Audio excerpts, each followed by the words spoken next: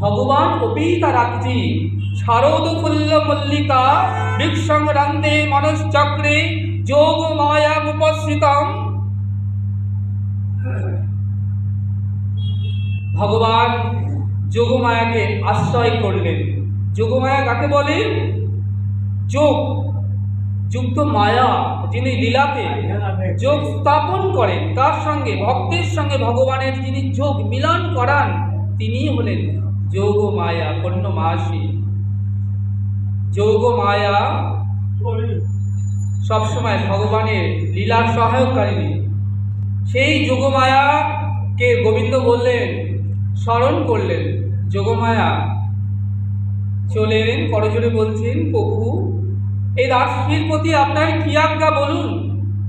বললেন, শোনো হে ভগবতী, আমি যতক্ষণ না চাইব আজকের এই রাত যেন শেষ না হয়, তুমি আজকের রাত্রিকে বিস্তার করে দাও। অমনি যোগমায়া কি করলেন? আজকে রাতটা তিনি বিস্তার করতে লাগলেন। শরৎ পূর্ণিমা দেখতে দেখতে এসে গেল। ব্রজগোপীরা 1 মাস ধরে দেবী কাত্যায়নীর ব্রত নিষ্ঠা সহকারে পালন করলেন। ব্রত অন্তে যেদিন পারণ, দেখো আমরা যে কোনো ব্রত করি, একাদশী থেকে শুরু করে প্রত্যেকটা ব্রতের পারণ আছে। ব্রত করে যদি পারণ না করো তাহলে ব্রতর ফল সম্পূর্ণ হয় না।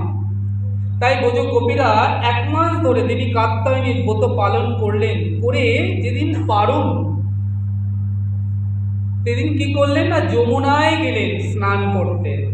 সমস্ত বস্ত্রগুলো ডাঙাতে রেখে তারা যমুনায় স্নান করতে গেলেন। এমন সময় কৃষ্ণের মুরলীর ধ্বনি বেজে উঠল। ব্রজগোপীরা তাকিয়ে দেখলেন, বাহ কি সুন্দর মুরলী ধ্বনিত হচ্ছে, কিন্তু এই সুমধুর মুরলীর ধ্বনি কোথা থেকে ভেসে আসছে? তাকিয়ে দেখলেন ওই দূরে বসে আছে কৃষ্ণ কদম্বের ডালে। তাহলে যমুনা পুলিনে কদম্বের ডালে আমার গোবিন্দ বসে সুমধুর কণ্ঠে মুরলী বাজাচ্ছেন। দেখলেন ডাঙাতে যেখানে তারা তাদের বস্ত্রগুলো রেখে যমুনায় স্নান করতে গিয়েছিলেন, তাদের বস্ত্র নেই। অমনি ব্রজগোপীরা আর একজন গোপীকে ডেকে বললেন, সখী দেখ, আমাদের বস্ত্রগুলো তো নেই, মনে হচ্ছে আমাদের শ্যাম সুন্দর আমাদের বস্ত্রগুলো